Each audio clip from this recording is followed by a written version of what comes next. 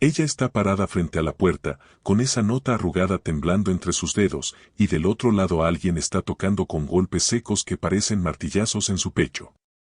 Su padre está sentado en el piso, llorando como un niño, murmurando perdón, perdón, perdón, pero ella ya no lo escucha.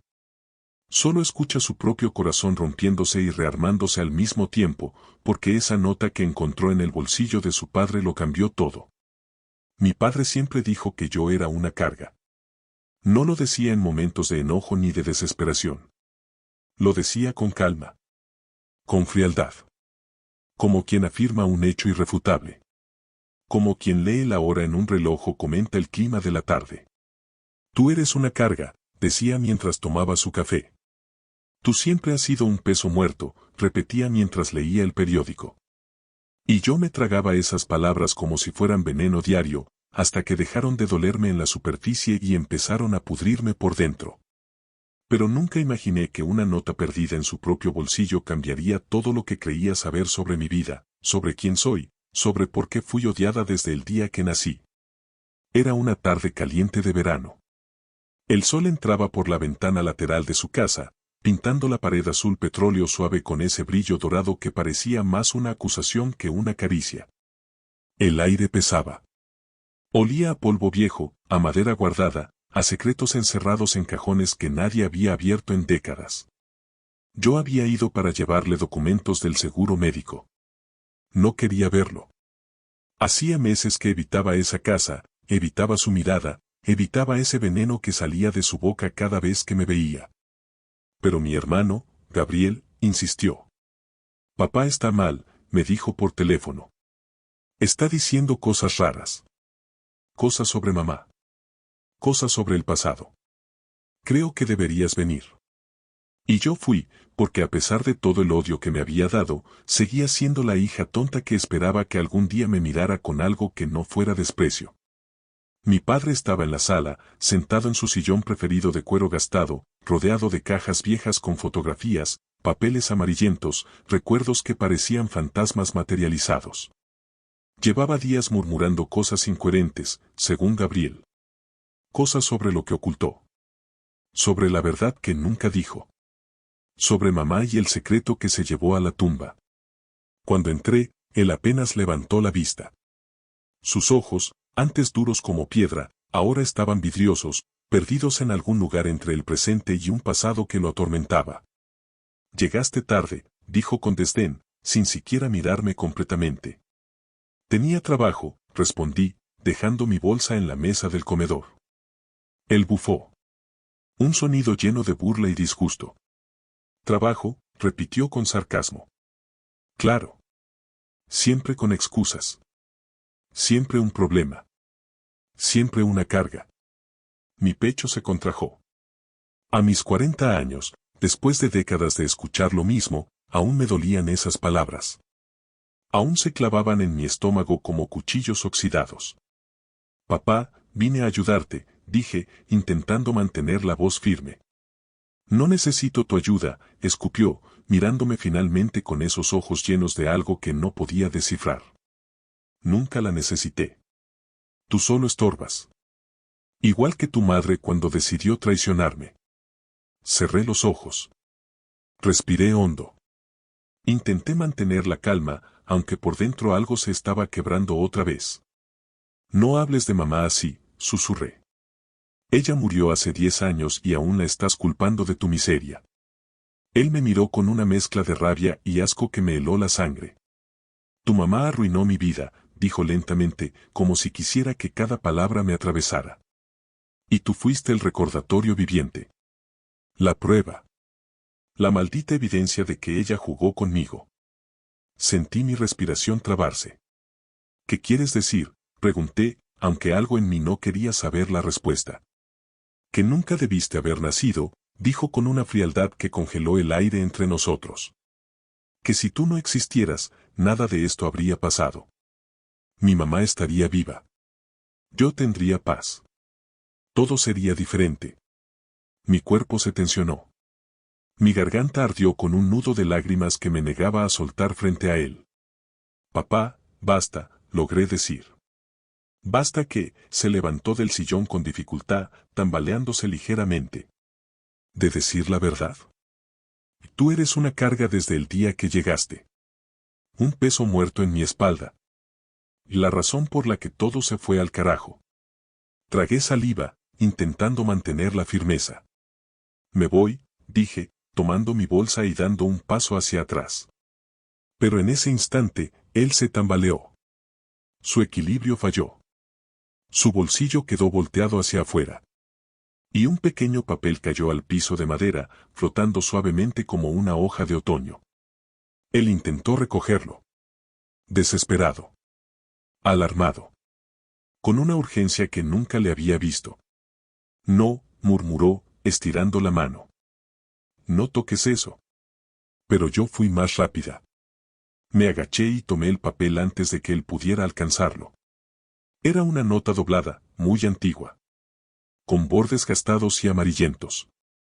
Y escrita con letra de mujer, con tinta azul desvanecida por el tiempo. Mi corazón aceleró. Dámela, ordenó con voz ronca, extendiendo la mano temblorosa. No obedecí. Mis dedos desdoblaron el papel con cuidado. Y cuando leí las primeras líneas, fue como recibir un disparo en el pecho. Si estás leyendo esto, es porque él volvió a descargar su culpa en ti. Hija, no le creas. Tú no fuiste una carga. Tú fuiste el milagro que él nunca quiso aceptar. Mis manos comenzaron a temblar. Mi padre se quedó inmóvil, pálido como un fantasma. Yo continué leyendo, aunque cada palabra era un golpe en mi alma. Cuando tú naciste, él ya estaba roto. No por tu culpa, sino por su propia mentira. Mi pecho se contrajo. El aire se volvió escaso. Él siempre dijo que yo te traje como un error, pero la verdad es otra. Él sabía que no podía ser tu padre.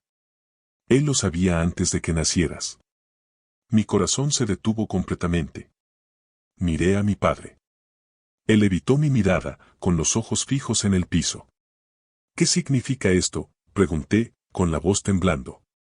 No debiste leer eso, murmuró él, sin levantar la vista. Es verdad. Grité, sintiendo como mi cuerpo entero temblaba de rabia y confusión. El silencio de mi padre respondió por él. Un silencio pesado, cargado de años de mentiras.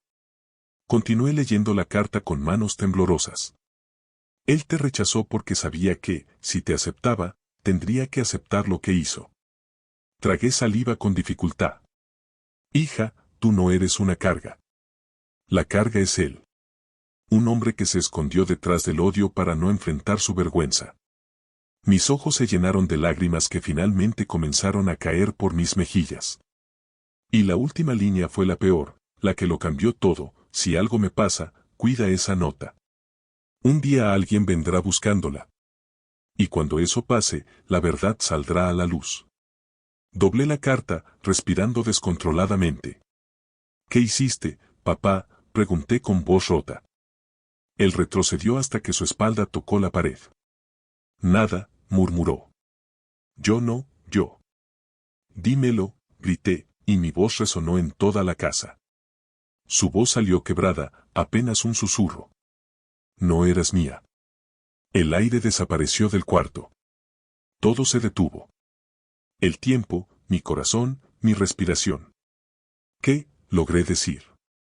No eras mi hija, repitió, ahora con lágrimas corriendo por sus mejillas arrugadas.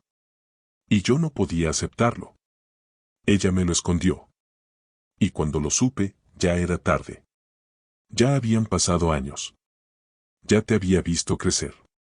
Ya te había odiado. Mi cuerpo se enfrió completamente. Te odié, continuó con voz rota, porque cada vez que te veía, recordaba lo que ella me hizo. Recordaba al hombre que. No pudo terminar la frase. Escuché pasos apresurados en la escalera. Gabriel apareció en la entrada de la sala, con los ojos llenos de preocupación.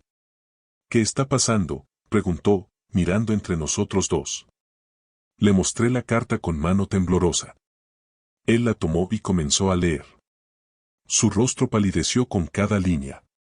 Papá, murmuró cuando terminó de leer. ¿Esto es cierto? Mi padre llevó sus manos a su rostro, cubriéndose como si quisiera desaparecer. No pueden, murmuró entre sollozos. No deben saber. ¿Saber qué? Insistí, sintiendo como mi mundo se desmoronaba. Él respiró profundo, temblando. Que el hombre que te engendró no murió como dije. Que él sabe dónde estás. Que él. De repente, 3 golpes brutales sacudieron la puerta principal. Todos nos congelamos. Golpe. Golpe.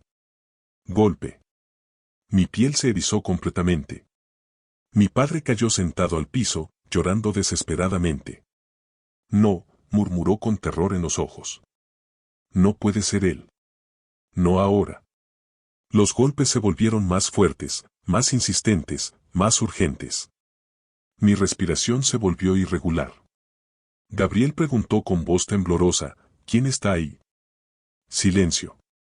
Un silencio tan pesado que podía sentirse en los huesos. Entonces, una voz masculina, grave, firme, escalofriante, dijo desde el otro lado, ábranme. Vengo por la nota. Y por mi hija. Mi mundo giró. Todo lo que creía saber sobre mi vida se derrumbó en ese instante. Mi padre comenzó a llorar desesperadamente. Perdóname, murmuraba una y otra vez. Por todo. Por todo lo que te hice. Caminé hacia la puerta con piernas temblorosas. La carta seguía en mi mano. Mi corazón explotaba en mi pecho. Giré la manija lentamente. Abrí la puerta. Y el rostro que vi me hizo entender todo y destruir todo al mismo tiempo. Retrocedamos en el tiempo. 42 años atrás. A un pueblo colonial en las afueras de Guanajuato, donde las calles empedradas subían y bajaban entre casas coloridas y el olor a gorditas recién hechas llenaba el aire de las mañanas. Ahí vivía una joven llamada Beatriz. Tenía 22 años, cabello negro hasta la cintura y una sonrisa que iluminaba cualquier habitación. Beatriz trabajaba en la panadería de su tío, amasando pan dulce desde antes del amanecer, llenando charolas de conchas, orejas y cuernos que se vendían antes del mediodía. Era una muchacha sencilla, trabajadora, con sueños modestos de tener su propia familia y una casa con patio lleno de flores. Fue en la panadería donde conoció a Roberto. Él era el hijo del dueño de la ferretería del pueblo, un hombre serio, responsable, con voz firme y modales correctos. Roberto se enamoró de Beatriz desde el primer día que la vio, con sus manos llenas de harina y una sonrisa tímida en los labios. La cortejó durante meses. Le llevaba flores del mercado, le escribía cartas que ella guardaba en una caja de metal bajo su cama, le prometía un futuro estable y seguro. Beatriz aceptó ser su novia, aunque algo en su corazón le decía que Roberto no era un hombre de grandes pasiones. Era confiable, sí. Estable, sí. Pero no la hacía sentir esa chispa que las canciones en la radio prometían. A los 6 meses de noviazgo, llegó al pueblo un hombre nuevo. Se llamaba Javier. Venía de la Ciudad de México, decía, a supervisar la construcción de una nueva carretera que conectaría el pueblo con la capital del estado. Javier era todo lo que Roberto no era, apasionado, aventurero, con una risa contagiosa y ojos que parecían ver directo al alma. Beatriz intentó ignorarlo. Intentó ser fiel a Roberto, a sus promesas, a la vida tranquila que él le ofrecía. Pero Javier la buscaba. Le hablaba en el mercado, le sonreía cuando pasaba frente a la ferretería, le decía cosas que hacían que su corazón latiera de una forma que nunca había sentido antes. Y una tarde, cuando Beatriz salía de la iglesia después de confesarse, Javier la esperaba bajo el arco de piedra. «Necesito hablar contigo», le dijo con voz suave. Beatriz miró alrededor, asegurándose de que nadie los viera. «No deberías estar aquí», susurró. Pero no se movió. «Lo sé», respondió Javier. «Pero no puedo dejar de pensar en ti». Beatriz sintió cómo sus mejillas se calentaban. «Yo estoy comprometida», dijo, aunque su voz no sonaba convincente. «Lo sé», repitió él, acercándose un paso. «Pero eso no cambia lo que siento. Ni lo que tú sientes». Beatriz quiso negarlo. Quiso decirle que estaba equivocado. Pero las palabras no salieron. Porque él tenía razón. Esa tarde caminaron juntos por las afueras del pueblo, entre milpas y árboles de mezquite. Hablaron de todo y de nada. De sueños, de miedos, de lo que querían de la vida. Y cuando el sol comenzó a ponerse, Javier tomó su mano. Y Beatriz no la retiró. Durante 3 meses, Beatriz vivió una doble vida. De día era la novia formal de Roberto, asistiendo a cenas familiares y planeando una boda que se acercaba. De noche se escapaba para encontrarse con Javier en la plaza, en el cerro, en el camino hacia el río. Sabía que estaba mal. Sabía que estaba traicionando a Roberto, a su familia, a todo lo que le habían enseñado sobre honor y decencia. Pero con Javier se sentía viva de una forma que nunca había experimentado. Sentía que podía ser ella misma, sin máscaras, sin pretensiones. Fue en uno de esos encuentros nocturnos, bajo un cielo lleno de estrellas, que Beatriz y Javier se entregaron el uno al otro. Fue intenso, apasionado, prohibido. Y cambió todo. 2 meses después, Beatriz descubrió que estaba embarazada. El miedo la paralizó. No sabía qué hacer. No sabía a quién acudir.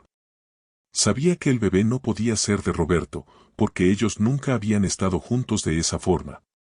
Él era un hombre tradicional que esperaría hasta el matrimonio. Beatriz buscó a Javier desesperadamente, pero él había desaparecido. La construcción de la carretera había terminado y él se había ido sin decir adiós, sin dejar una dirección, sin dejar nada más que recuerdos y un bebé creciendo en su vientre. Beatriz lloró durante días. Se encerró en su cuarto, sin comer, sin dormir, sin saber cómo enfrentar lo que venía. Finalmente, su madre entró y la obligó a hablar. Beatriz lo confesó todo. El romance secreto. El embarazo. La desaparición de Javier. Su madre la abofeteó. El golpe resonó en la habitación como un trueno. «¿Cómo pudiste?», gritó su madre, con lágrimas de rabia y vergüenza. «¿Cómo pudiste deshonrar a esta familia?». Beatriz sollozaba sin control. «Lo siento, mamá. Lo siento tanto». Su madre respiró profundo, intentando calmarse. «Tenemos que arreglar esto antes de que alguien más se entere», dijo finalmente. «Te vas a casar con Roberto. Pronto. Y ese bebé va a ser de él». Beatriz levantó la vista, horrorizada. «No puedo hacerle eso», susurró. «No tenemos opción», respondió su madre con dureza. «O eso, o te vas de este pueblo y no vuelves nunca. La familia no puede soportar esta vergüenza». Beatriz entendió que no tenía escapatoria. Una semana después, le dijo a Roberto que estaba lista para casarse. Lo antes posible. Él, emocionado, aceptó sin hacer preguntas. Se casaron en una ceremonia pequeña, rápida, en la iglesia del pueblo. Beatriz llevaba un vestido blanco prestado y un ramo de flores silvestres. Roberto estaba radiante, creyendo que finalmente comenzaba su vida soñada. Pero Beatriz sentía que estaba firmando su propia condena. La noche de bodas, cuando Roberto intentó acercarse a ella, Beatriz se paralizó. «No puedo», murmuró. Roberto la miró confundido. «¿Qué pasa?». Beatriz respiró profundo. Y le mintió. «Estoy embarazada». Roberto se quedó helado. Sus ojos se llenaron de confusión, luego de dolor, luego de rabia. «¿Qué dijiste?». «Estoy embarazada», repitió Beatriz, con lágrimas corriendo por sus mejillas. «De unos meses». Roberto retrocedió como si lo hubieran golpeado. «¿De quién?», preguntó con voz temblorosa. Beatriz no respondió. Y eso fue respuesta suficiente. Roberto salió de la habitación dando un portazo. Beatriz se quedó sola, llorando, sabiendo que acababa de destruir todo. Roberto pasó la noche caminando por las calles del pueblo, con la cabeza llena de pensamientos oscuros. Al amanecer, regresó a la casa. Encontró a Beatriz sentada en la cocina, con los ojos rojos e hinchados. Él se sentó frente a ella. Hablaron durante horas. Beatriz le contó todo. Sobre Javier. Sobre el romance. Sobre la traición. Roberto la escuchó en silencio, con los puños apretados y la mandíbula tensa. Cuando ella terminó, él habló. Voy a criar a ese bebé como si fuera mío, dijo con voz fría. Pero nunca te voy a perdonar. Y ese niño va a saber toda su vida que no es bienvenido en mi casa. Beatriz sollozó. Roberto, por favor. No, la interrumpió él. Tú decidiste engañarme. Ahora vas a vivir con las consecuencias.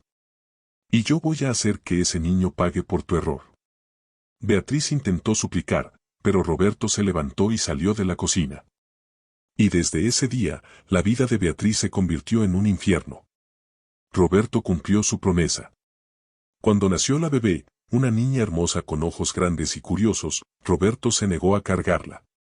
Se negó a mirarla. Se negó a darle amor. La llamaron Lucía, aunque Roberto apenas pronunciaba su nombre. Conforme Lucía crecía, Roberto la trataba con desprecio. Le decía que era una carga. Que era un estorbo. Que arruinó su vida desde el día que nació. Lucía no entendía por qué su papá la odiaba tanto. Solo sabía que nunca era suficiente para él. Beatriz intentó proteger a su hija. Intentó darle todo el amor que Roberto le negaba. Pero la culpa la consumía. Cada vez que veía el dolor en los ojos de Lucía, sabía que era su culpa. Que había condenado a su hija a una vida de rechazo por sus propios errores. Los años pasaron. Lucía creció en una casa donde el amor era escaso y el desprecio abundante. Roberto nunca le puso una mano encima, pero sus palabras eran más dolorosas que cualquier golpe. Tú eres la razón por la que tu madre y yo somos infelices, le decía. Tú eres la carga que tengo que cargar hasta que me muera. Lucía aprendió a ser invisible. A no pedir nada. A no esperar nada. Porque sabía que si pedía amor, solo recibiría rechazo. Cuando Lucía tenía 14 años, Beatriz se enfermó. Era cáncer, dijeron los doctores. Avanzado. Sin cura. Beatriz sabía que le quedaba poco tiempo. Y decidió que no podía irse sin decirle la verdad a su hija. Una tarde, llamó a Lucía a su habitación. Lucía se sentó en la cama junto a su madre, tomando su mano frágil y fría. Mamá, ¿qué pasa?, preguntó con preocupación. Beatriz respiró profundo, juntando fuerzas. Necesito contarte algo, mija. Algo que debí decirte hace mucho tiempo. Lucía sintió cómo su corazón se aceleraba. Beatriz le contó todo. Sobre Javier. Sobre el embarazo. Sobre la mentira. Sobre por qué Roberto la odiaba. Lucía escuchó en silencio, con lágrimas cayendo por sus mejillas.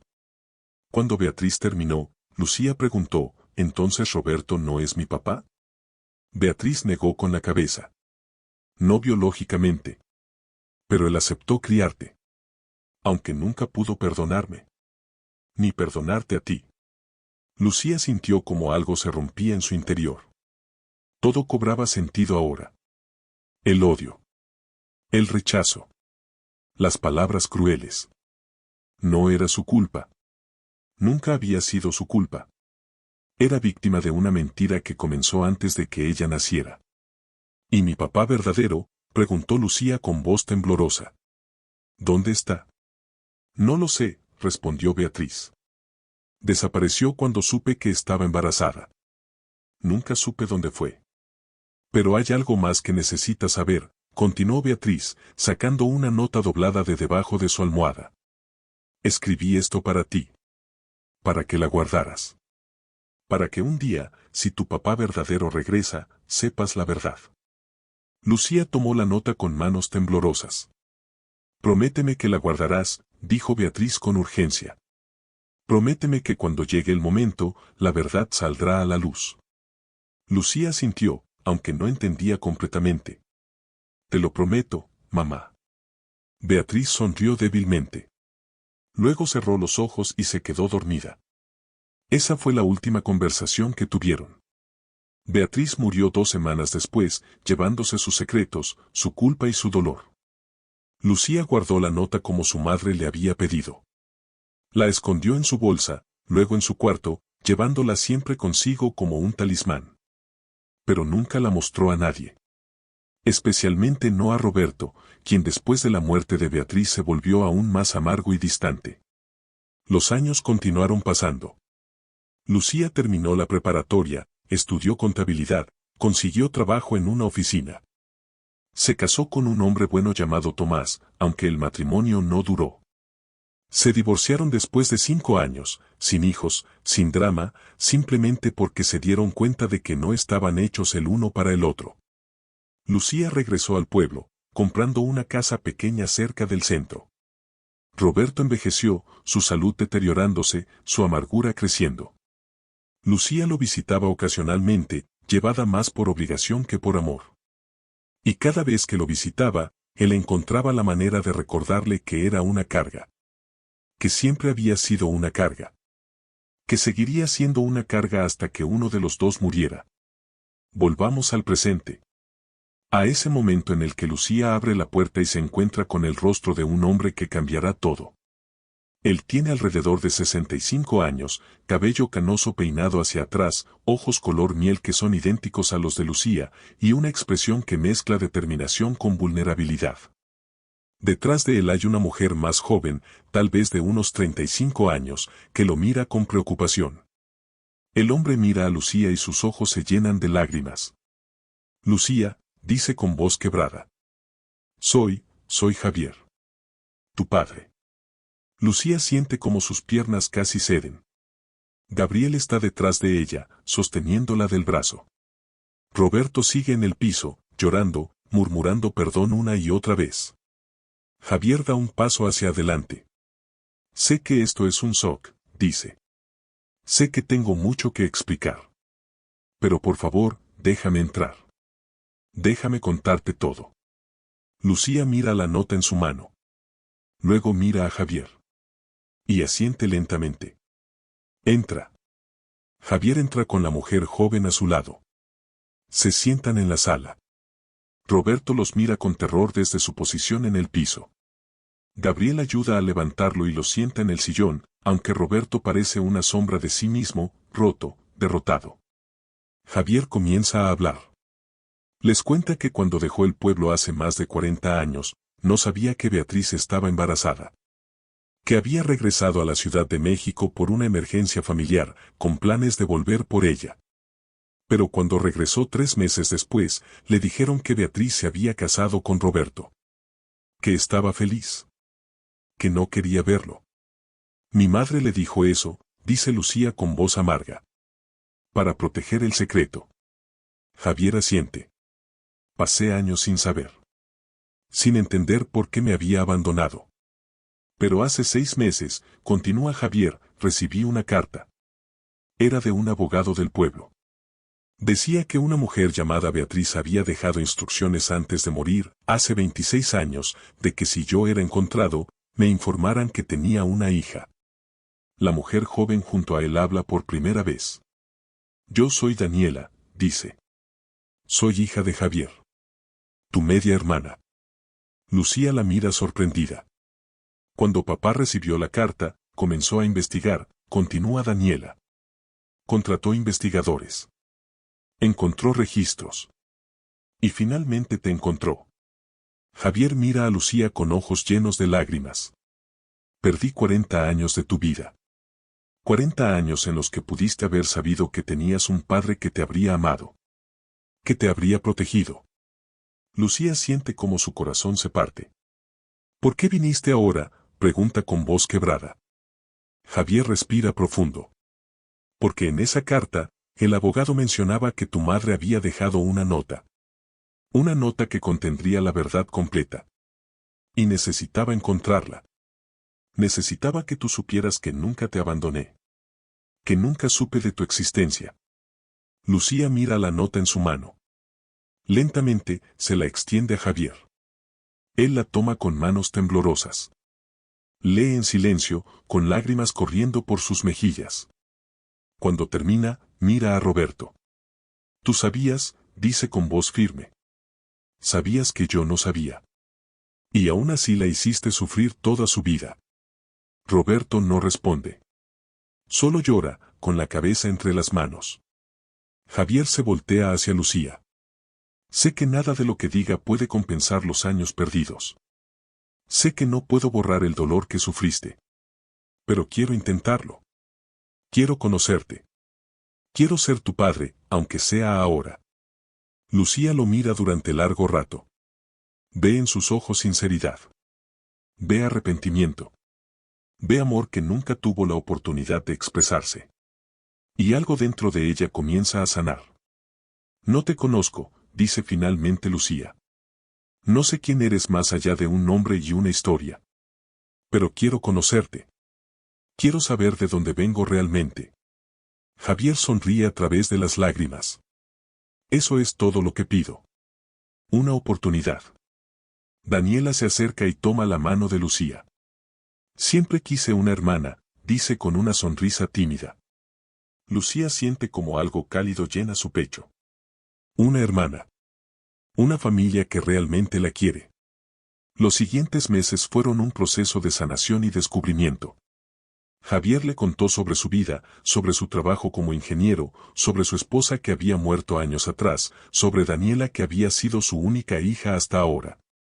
Lucía conoció a su media hermana, descubriendo que tenían mucho en común a pesar de haber crecido en mundos diferentes. Visitaron la tumba de Beatriz juntos, llevando flores frescas y palabras de perdón. Javier le habló a Beatriz como si pudiera escucharlo, agradeciéndole por haber sido fuerte, por haber protegido a su hija como pudo. Lucía lloró, pero esta vez no fueron lágrimas de dolor, sino de liberación. Roberto, mientras tanto, se hundió en su propio infierno. La verdad había salido a la luz y ya no podía esconderse detrás de su amargura. Gabriel intentó hablar con él, pero Roberto se negaba a ver a nadie. Un día, Gabriel llamó a Lucía. Papá está en el hospital, dijo. Está pidiendo verte. Lucía dudó. No estaba segura de querer ver al hombre que la había hecho sufrir durante toda su vida. Pero finalmente fue, no por él, sino por ella misma. Para cerrar ese capítulo. Roberto estaba en una cama de hospital, conectado a máquinas, con la piel gris y los ojos hundidos. Cuando vio a Lucía entrar, comenzó a llorar. Lo siento, murmuró. Lo siento tanto. Lucía se sentó en la silla junto a su cama. No lo hago por ti, dijo con voz firme. Lo hago por mí. Porque necesito seguir adelante sin cargar tu veneno. Roberto asintió. Yo arruiné tu vida, susurró. Y la mía también. Lucía lo miró durante largo rato. Tú elegiste el odio, dijo finalmente. Pudiste haber elegido perdonar. Pudiste haber elegido amarme a pesar de todo. Pero elegiste hacerme sufrir por algo que no fue mi culpa. Roberto cerró los ojos. Lo sé. Y me voy a morir con esa culpa. Lucía se levantó. No te perdono, dijo. Pero tampoco te voy a odiar. Porque odiar solo me haría como tú. Y salió de la habitación sin mirar atrás. Roberto murió 3 días después. Lucía no fue al funeral, pero envió flores con una nota que decía, descansa en paz. Gabriel entendió. La vida continuó. Javier se mudó más cerca del pueblo, comprando una casa con jardín donde Lucía y Daniela lo visitaban regularmente. Cocinaban juntos, compartían historias, llenaban el vacío de 4 décadas en meses de amor y risas. Lucía descubrió que tenía talento para la cocina, algo que heredó de Javier que había sido chef en su juventud. Juntos abrieron un pequeño restaurante en el pueblo, llamado El Encuentro, donde servían comida tradicional mexicana con recetas que Javier recordaba de su madre. El restaurante se volvió popular. La gente del pueblo venía no solo por la comida, sino por la historia. La historia de una hija que encontró a su padre después de toda una vida. La historia de una familia recompuesta. La historia de que nunca es tarde para el amor. Daniela se mudó al pueblo también, trabajando como administradora del restaurante. Ella y Lucía se volvieron inseparables, como si estuvieran recuperando todos los años que no pudieron ser hermanas. Hacían viajes juntas, se contaban secretos, se apoyaban en los momentos difíciles. Gabriel también se volvió parte de esta nueva familia. Aunque Roberto no era su padre biológico tampoco, él había sido tratado con amor y eso creó una diferencia en cómo veía el mundo. Pero aceptó a Javier y a Daniela con corazón abierto, agradecido de que su hermana finalmente había encontrado la paz que merecía. Una tarde, mientras Lucía y Javier preparaban tamales en la cocina del restaurante, Javier le preguntó, ¿eres feliz, mija? Lucía lo miró y sonrió. Más de lo que nunca pensé que podría ser, respondió. Javier asintió, con lágrimas en los ojos. Yo también. Siento que recuperé un pedazo de mi alma que no sabía que me faltaba. Trabajaron en silencio durante un rato, envolviendo tamales con movimientos sincronizados, como si lo hubieran hecho juntos toda la vida. Papá, dijo Lucía suavemente. Javier levantó la vista. Gracias por no rendirte. Por buscarme. Por darme la oportunidad de conocerte. Javier rodeó la mesa y abrazó a su hija. Gracias a ti por darme la oportunidad. Por no cerrar la puerta cuando aparecí de la nada. Se quedaron así durante largo rato, en un abrazo que sanaba heridas de décadas. Los años pasaron como páginas de un libro bien escrito. Lucía floreció de maneras que nunca imaginó. Ya no era la mujer encogida que cargaba el peso de ser llamada una carga. Era fuerte, segura, amada. Javier envejeció con gracia, rodeado del amor de sus dos hijas. En sus últimos días, cuando estaba en cama con Lucía sosteniendo su mano, le dijo, mija, mi único arrepentimiento es no haberte conocido antes. Pero estoy agradecido por cada día que tuve contigo. Lucía lloró, pero sonrió a través de las lágrimas.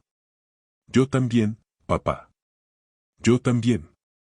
Javier cerró los ojos por última vez con una paz que solo el amor verdadero puede dar. En su funeral, Lucía habló frente a todos. Mi padre me encontró cuando yo ya no esperaba ser encontrada, dijo. Me dio amor cuando yo creía que no lo merecía. Me enseñó que nunca es tarde para sanar. Que nunca es tarde para ser amado. Que nunca es tarde para comenzar de nuevo. Ahora, años después, Lucía camina por el pueblo que una vez solo le dio dolor. Pero ahora está lleno de recuerdos hermosos. Pasa por la panadería donde su madre trabajó, sonriendo al recordarla. Pasa por la plaza donde Javier esperaba a Beatriz décadas atrás. Pasa por el restaurante que construyó con su padre, que ahora es administrado por Daniela y sus hijos. Lucía tiene su propia casa ahora, con un jardín lleno de flores que cuida con amor. En la sala tiene fotos enmarcadas de Javier, de Daniela, de sus sobrinos. Y en su buró, en un marco especial, tiene la nota de su madre. La lee de vez en cuando, recordando que todo comenzó con esas palabras escritas con amor y desesperación. Si estás leyendo esto, es porque él volvió a descargar su culpa en ti. Hija, no le creas. Tú no fuiste una carga. Tú fuiste el milagro que él nunca quiso aceptar. Y mientras el sol se pone sobre el pueblo, pintando el cielo de naranjas y rosas, Lucía respira profundo. Ya no carga el peso de las palabras de Roberto. Ya no se define por el rechazo que recibió. Se define por el amor que encontró, por la familia que construyó, por la paz que finalmente alcanzó. Mira hacia el cielo y susurra, gracias, mamá. Por la nota. Por protegerme. Por amarme. Gracias, papá Javier. Por no rendirte. Por encontrarme. Por amarme. Y en el silencio que sigue, siente una presencia cálida, como una brisa suave que la rodea. Y sabe que ellos la escuchan. Que siempre la escucharán. Porque el amor verdadero trasciende el tiempo, el espacio, incluso la muerte. Y vive para siempre en los corazones de quienes amaron y fueron amados. Si esta historia tocó tu corazón, si sentiste cada palabra, cada emoción, cada momento de transformación, te invito a que te suscribas al canal Historias para distraerte. Aquí encontrarás nuevas historias todos los días, historias que te harán sentir, reflexionar y recordar que nunca es tarde para sanar, para ser amado, para comenzar de nuevo. Dale like, comparte esta historia con alguien que necesite escucharla, y recuerda, no importa cuánto dolor hayas cargado, siempre hay esperanza de encontrar tu camino hacia la luz. Nos vemos mañana con una nueva historia. Hasta entonces, Cuida tu corazón y recuerda que mereces amor.